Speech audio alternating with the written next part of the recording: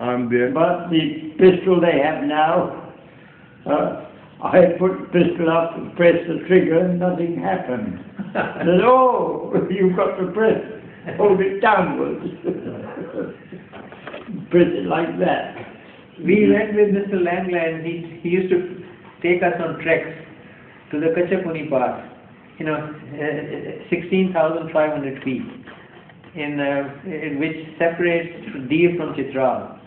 So he took us there, and I gave him an album. I presented an album to him about our visit to the Kachapuni Pass, and so I have very strong memories because he was my teacher, and we went on trips with him and to the Chitral Valley.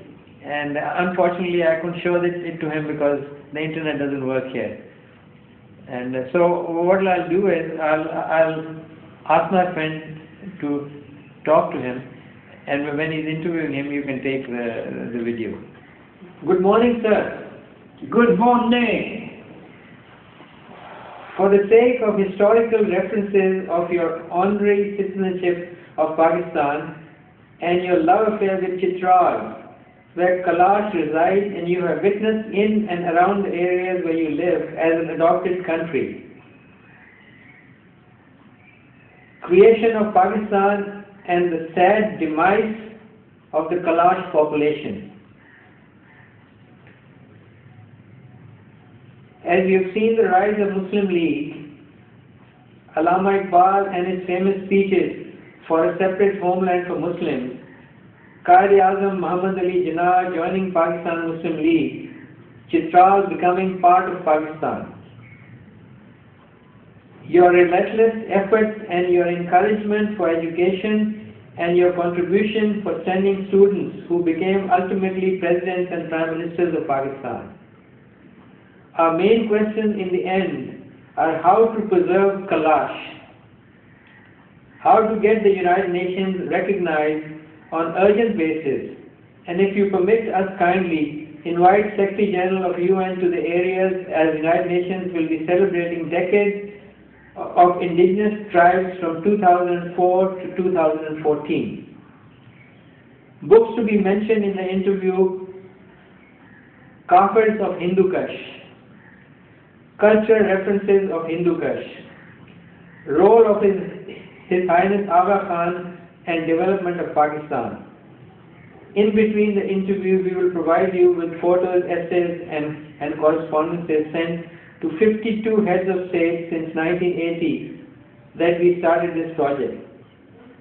Thank you for granting this interview. So, would you like to answer these questions as Yes, I can answer the questions. My first question to you would be the creation. What would you say about the creation of Pakistan and the sad demise of the Kalash population? The creation of Pakistan, I was very much in favor of. I had transferred in January 1944 from British Army to become an officer in the Indian Army. And when partition was finally decided would be brought into operation, the British officers in the Indian Army were asked to volunteer to stay on for 1 year after partition to deal with the problems of splitting Indian Army up into two parts, Indian Army and Pakistan Army. So I put my name down for it. They didn't give us any choice between which army we joined, but I hoped very, very much that I would be posted to Pakistan Army, because I was very much in favor of the bringing into being the new Pakistan. I was very much in favor of it, and only one or two things. My infantry regiment in the Indian Army was a Hindu regiment, and I had never served in any of the areas which would come into effect at partition. But I was lucky, I got what I wanted, a posting to Pakistan Army. And do you remember the rise of the Muslim League before partition? Well, the main thing about the Muslim League, as compared with Nehru and all his Congress people, they already had experience of ruling, because they were already in full charge of many of the provinces of India, including the NWFP. They were in charge. And so they had tremendous experience of ruling. But the Muslim League up to then had not had any experience whatsoever of how to govern. So that is what gave them the biggest difficulty. Do you remember the Qaid-e-Azam Muhammad Ali Jinnah joining the Muslim League at that time? Oh yes. He was a very big leader of Indian Congress, but gradually he realized that the Indian Congress would not give any real power to any Muslims, because they said we were ruled before by the, what was it called, the Muslim rule. What was it called? Muslim League?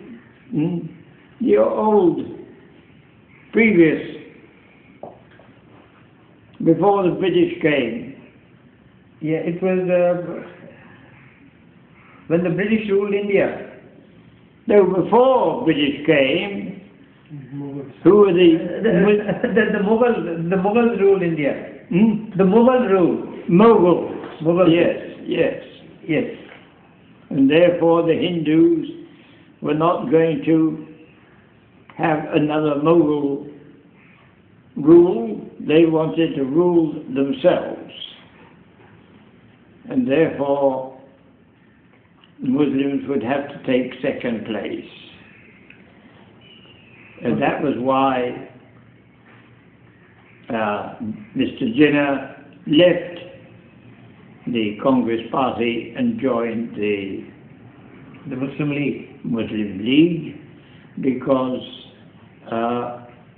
at least in the Muslim majority areas, he said, there must be Muslim main ruling.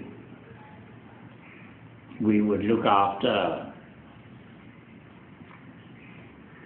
all the other parties and religions. They had no intention of thinking that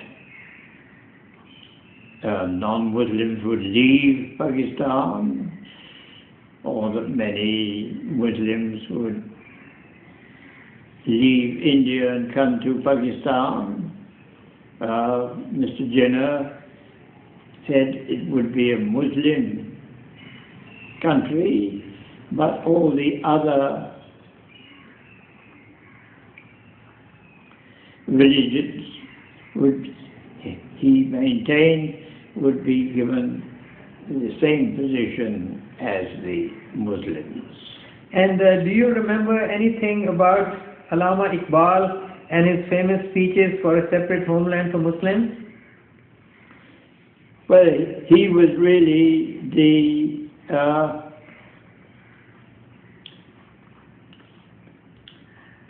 thinking man who knew everything that should be happening in a Muslim country and keeping with them all the others. He was the theory man. Mr. Jinnah was the practical man who was able to put Iqbal's ideas into effect. And what would you say about Chitral becoming a part of Pakistan? Well, to begin with, it was an independent state. There were quite a number of small Indian independent states. There were 500 in the whole of India. Some of them, it was thought that if they were adjacent or inside Pakistan, they would come to Pakistan. And Pakistan said, you may maintain your independence for some years, and then we will see how to bring them firmly all together in one thing.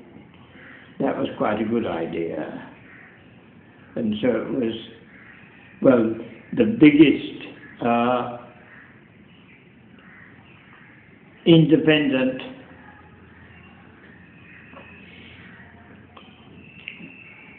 territory was Bahawalpur, which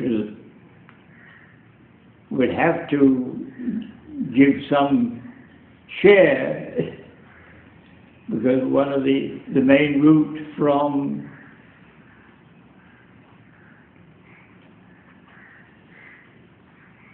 Lahore to Multan in places would be going through Bahawalpur territory, so they would have to be quite close to each other. But it maintained its independence for some years, even had its own army, commanded by a British Major General, and eventually when Pakistan took over Bahawalpur, the Bahawalpur army became part of the Pakistan army. And sir, your relentless efforts and your encouragement for education and your contribution for sending students who became ultimately presidents and prime ministers of Pakistan, what would you say about that? Well, when I came to Pakistan, I thought it was for 1 year, and my idea was at the end of 1 year I would go back to England and become a civilian again, and I knew that the British government was giving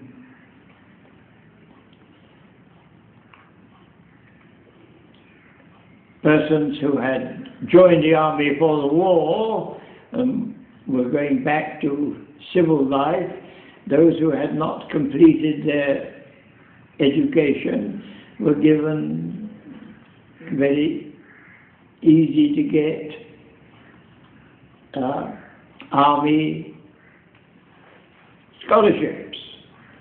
And so I was hoping, I had been trying just before the war began to get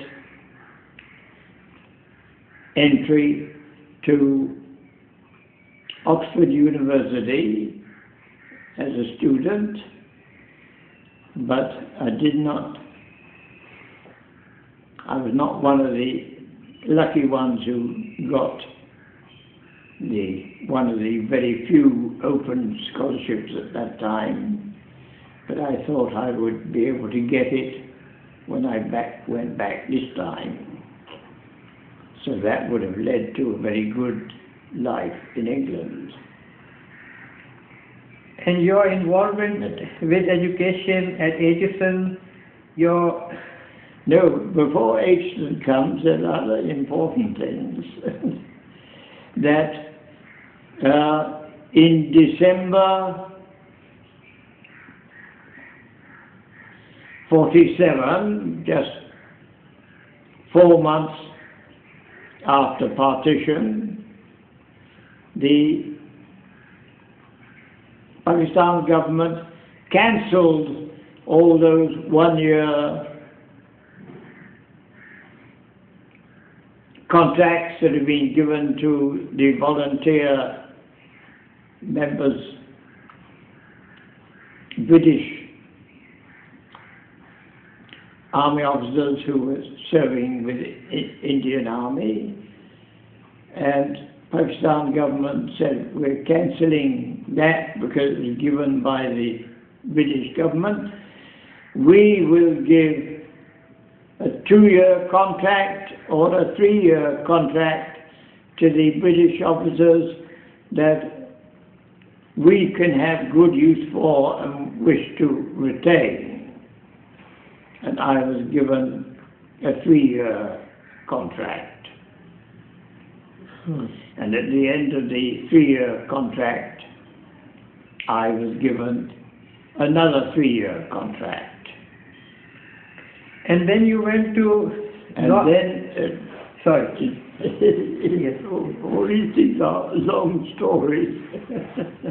Okay, then I'll come back to for